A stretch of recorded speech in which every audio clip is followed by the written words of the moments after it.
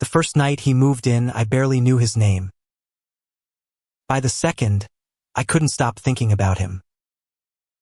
Noah had answered my roommate ad online, just another face in a sea of messages. Hey man, I'm new in the city, need a place quick. I wasn't looking for a friend, just someone who'd split the rent and not leave dirty dishes everywhere. But when he showed up at my door that evening, drenched from the rain and smiling like he'd just survived the apocalypse, something inside me cracked open. Liam, right? He asked, setting down his single duffel bag, hair dripping onto the floor. Sorry for the mess. It's been a hell of a day. I remember thinking how alive he looked, the kind of alive that made you aware of your own breathing. He was supposed to stay for 3 months, maybe 4. Temporary. Convenient. But convenience has a way of turning into something else when you stop pretending you don't care. The apartment was small, 2 bedrooms, 1 bathroom, and a living area that constantly smelled like burnt coffee. We both worked long hours. I was in design school, juggling freelance gigs to make rent, and Noah was a barista by day, musician by night. The first week was quiet, polite, a dance of small talk and boundaries. He'd hum in the kitchen while cooking, soft little melodies that lingered after he left the room.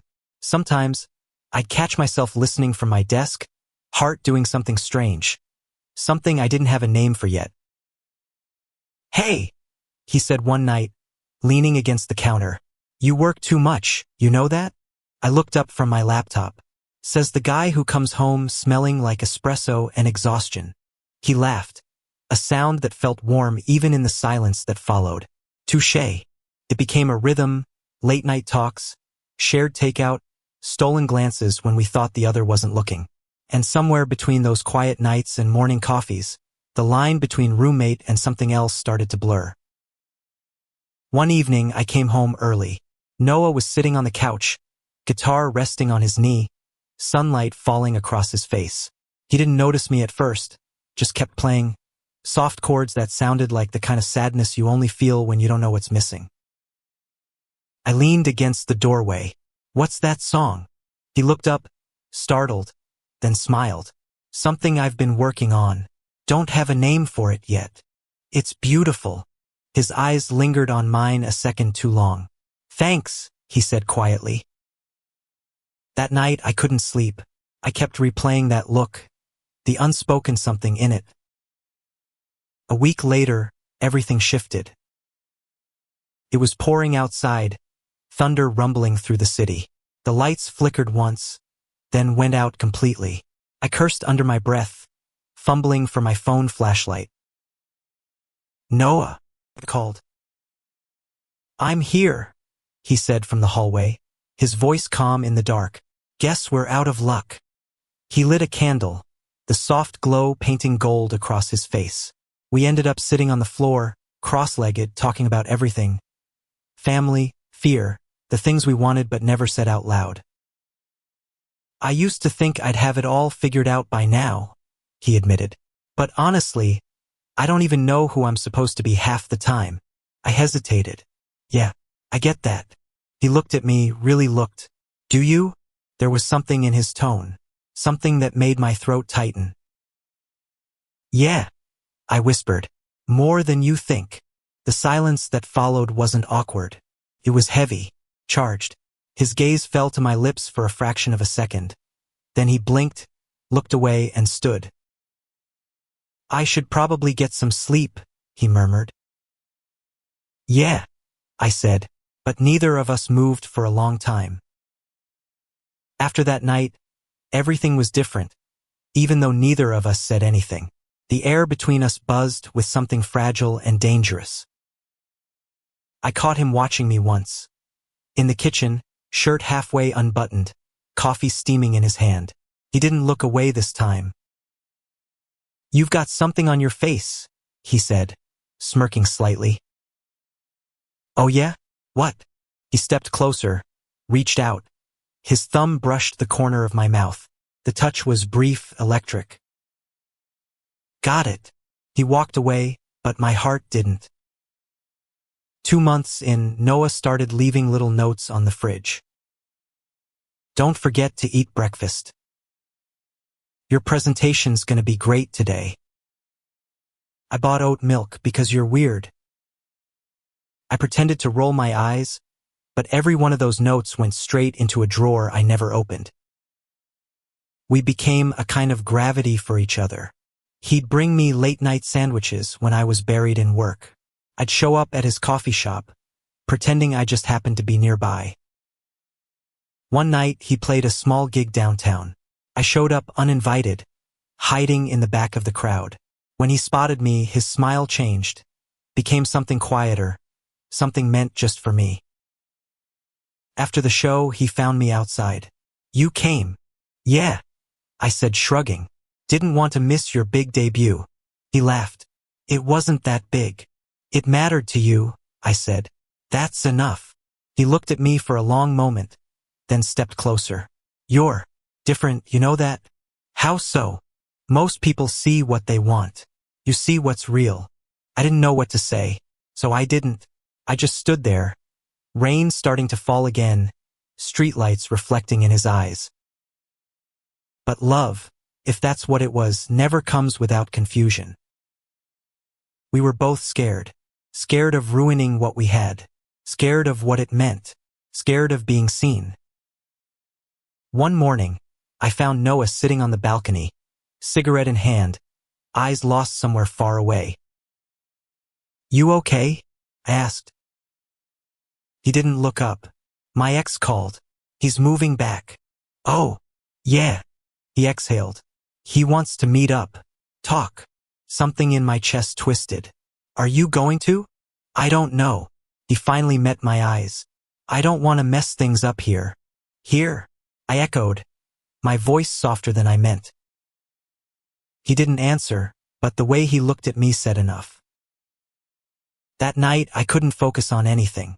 I kept thinking about that conversation, about him, about us. When he came home, I was sitting on the couch, pretending to scroll through my phone. He dropped his keys on the counter, sighed, and joined me. Long day? I asked. Yeah. Pause. I didn't meet him. I looked at him, surprised. No. He shook his head. I realized I didn't want to go back. Not when I'm finally starting to feel like myself again. There was a quiet honesty in his voice that made something inside me unravel. Without thinking, I said, I'm glad you didn't. He turned to me, eyes flicking from mine to my mouth again. Yeah. We didn't speak for a few seconds. Just looked, the air between us humming like the moment before a storm breaks. He leaned in first, slow, hesitant, as if giving me time to pull away.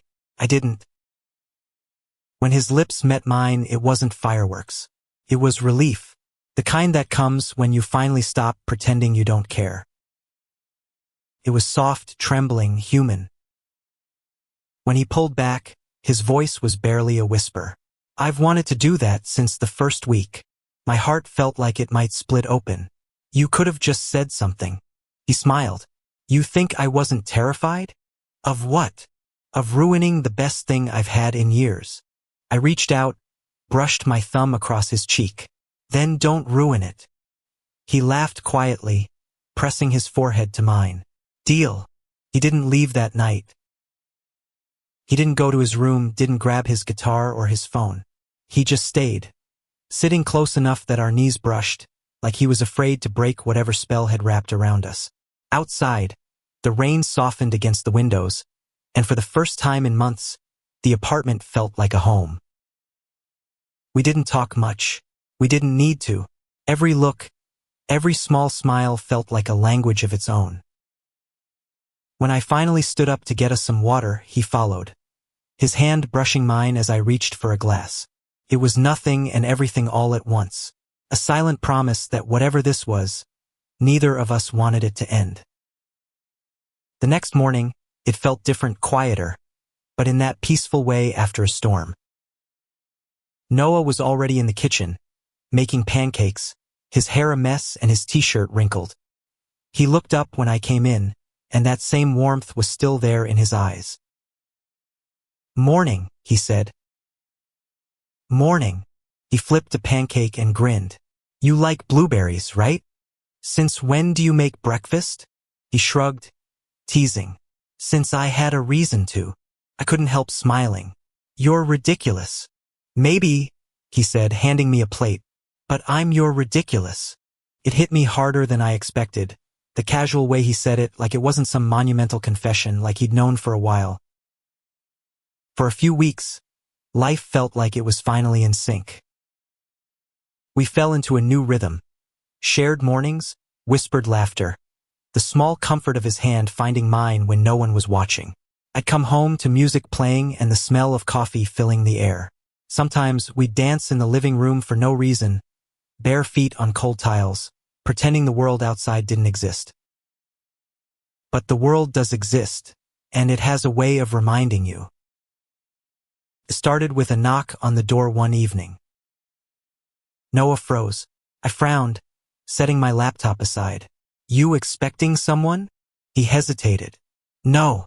When I opened the door, a guy about our age stood there. Sharp jawline, slick hair, eyes full of something between guilt and regret. Hey, he said, glancing past me. I'm looking for Noah. Noah's voice came from behind me, low and guarded. Ethan. That name hit like a drop in pressure. His ex. Can we talk? Ethan asked. Just for a minute? I stepped aside before Noah could answer, even though every nerve in me screamed no. They went out to the hallway. I didn't follow, but I could hear muffled voices, his ex saying something about second chances, about unfinished things, and Noah, quieter, saying something I couldn't make out. When he came back in, he looked wrecked. He didn't say anything at first, just went straight to his room. I waited 5 minutes, then 10. The silence pressed heavy on the walls. Finally, I knocked. Noah. He opened the door a crack. His eyes were red. Can we not talk right now? My stomach dropped. Did he say something? He shook his head. It's not that. I need to think. I nodded, even though it hurt more than I expected. That night I couldn't sleep. The memory of our kiss, of his laughter that morning, felt fragile, like it might dissolve if I reached for it too hard. Days passed.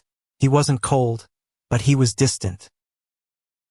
He still made coffee for two, still smiled when I walked in, but it didn't reach his eyes anymore. The apartment felt too big again. Then one night, I found him sitting on the balcony, just like before. Cigarette between his fingers, city lights flickering below. Are you okay? I asked, though I already knew the answer. He sighed. He wants to get back together. I swallowed hard. And you? He didn't answer right away. I told him I needed time, but I don't even know what that means anymore.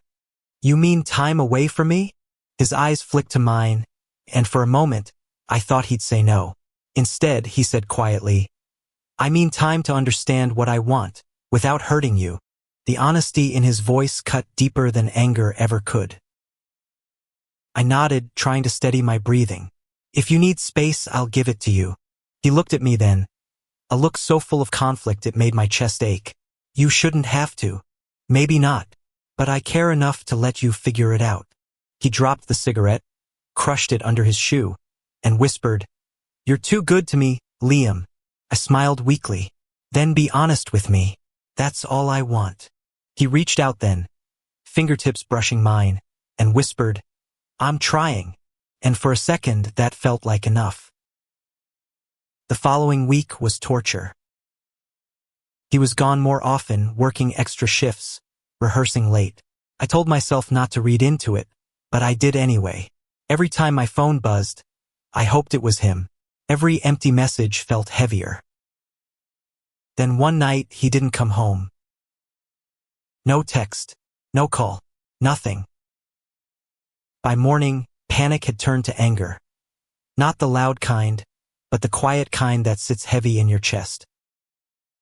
When he finally walked through the door, looking exhausted and guilty, I didn't say anything at first. I crashed at a friend's place, he said quickly. We were working on new music and, you could have told me, I said, cutting him off. I know. I'm sorry. Are you? He met my eyes then, something breaking behind his. I didn't mean to disappear. Then why did you? He opened his mouth, closed it again. Because I was scared, he finally said. Scared that what we have isn't enough, that I'll mess it up, that I already have. I took a deep breath. Noah, you can't keep running every time you're afraid of feeling something real. He blinked, tears forming. You think this isn't real? I think it is, I said softly. And that's why it matters. That's why it hurts. He stepped closer, voice trembling. I don't know how to do this. I've spent so long trying to be what everyone else wants. I don't even know how to just be. I hesitated, then reached for his hand. Then start here. Be you. Be scared. Be honest. Just don't shut me out. For a moment he didn't move. Then, slowly, his fingers curled around mine. I don't deserve you, he whispered. Maybe not, I said, smiling through the ache. But I want you anyway. He let out a shaky laugh, pressing his forehead against mine. You're really something, you know that? So are you, I murmured. He exhaled, the tension melting from his shoulders. I'll stay, if you still want me to. Always, I said. And this time he didn't run. He stayed. For the first time in weeks, I woke up to the sound of his guitar again. That soft, wandering melody that had once filled the apartment before everything got complicated. It came from the living room, slow and tender, like he was teaching himself to breathe again. When I stepped out, he looked up, sunlight spilling across his face. There were dark circles under his eyes, but his smile, that small, quiet smile, felt different now. Less like he was hiding, more like he was finally ready to be seen. Morning, he said. Morning, I answered, voice still heavy with sleep. He set the guitar down and rubbed the back of his neck. I was thinking about what you said about not shutting you out. I waited. You were right, he continued. I've been running for a long time. From people. From myself. From anything that made me feel too much. Noah. But I'm done running, he said, stepping closer. I want to stay. Not because it's easy. Because you make it worth it. The words landed softly, but they hit deep. I felt something warm spread through my chest. The kind of warmth that had nothing to do with the morning light. I smiled. Then stay. He did. From that day, everything felt new again. But this time it wasn't fragile. He started leaving the door open when he played, inviting me to listen. Sometimes I'd sit on the floor beside him, sketching while he strummed chords that didn't have names yet. Other times we'd just talk. Not about big things, but about the tiny, ordinary details of life that somehow made everything else bearable. One night, while we were cooking dinner, he said, I told Ethan I can't see him anymore. I looked up from the stove. Are you sure? He nodded. Yeah, because every time I think about what I want next, it's not him. It's here. It's us. I didn't say anything for a moment, just smiled quietly. Good, I finally whispered. He smiled back, then added, You know, you're the only person who ever made me feel like I could just exist. No expectations. No performance. I swallowed hard. That's how it's supposed to be. He stepped closer, hands still smelling faintly of garlic and soap. I think I'm starting to believe that. Then he kissed me, slow, certain, like a man finally stepping into the truth. The months that followed weren't perfect. We still argued about dishes, about late nights, about who left the window open when it rained. But there was honesty now, raw, imperfect, and real.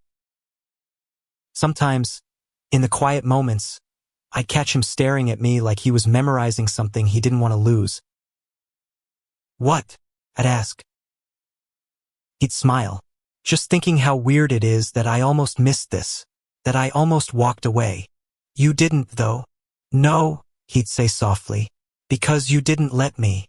And I'd laugh, though a part of me knew it was true. One evening, after his small gig at a local bar, we walked home through the city. It had just rained, the streets glimmering under the neon signs. He was humming under his breath, hand brushing against mine. "You ever think about the future?" he asked suddenly. "Sometimes. What does it look like?" I thought for a moment. "Honestly, I don't know. I just know I want it to feel like this, simple, real." He nodded. "Me too." He stopped walking then, turning to face me. The streetlight caught in his eyes, and I saw something there. Something steady. "I'm not good at promises," he said, "but I'll make one anyway. I promise I'll keep trying, even when it's hard, especially when it's hard." I smiled, touched his cheek. That's all I've ever wanted. Weeks turned into months. Seasons changed, and somehow so did we. Noah's music began to take off. He started getting small shows, collaborations, even a recording offer. I watched him chase what he loved, and every time he looked at me from a stage, I felt that same warmth. The quiet knowing that we had both saved each other in ways we'd never fully understand. But it wasn't just about saving anymore. It was about growing. One night, while packing for a weekend trip he'd been invited to perform at, he paused and said, "You ever think maybe we met at the exact right time?" "Why?" I asked. "Because if we'd met any earlier, I wouldn't have been ready for this. For you." I laughed softly. I wasn't exactly ready either. "Yeah," he said, smiling. "But maybe that's the point. We didn't need to be ready. We just needed to be real." When he left for that trip, the apartment felt strangely quiet again, like a song missing its melody. But I realized something then. I wasn't afraid anymore.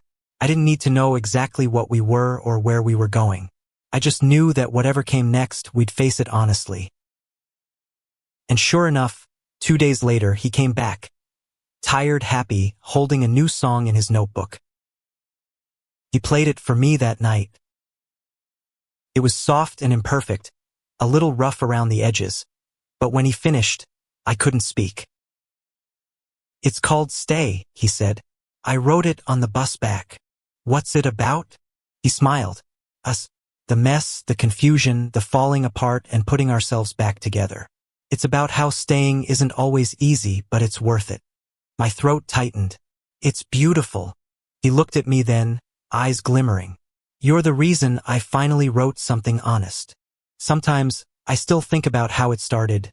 Two strangers in a rainstorm just trying to make rent. And how, somewhere between the silence, the laughter, and the late-night coffee, we found something neither of us were looking for but both desperately needed. A reason to stay. He moved into my apartment just for convenience, but somehow we ended up changing each other. Maybe that's what love really is. Not the grand gestures or perfect timing. Just the quiet decision every single day to stay. And every time I wake up to the sound of his guitar, I know that's enough.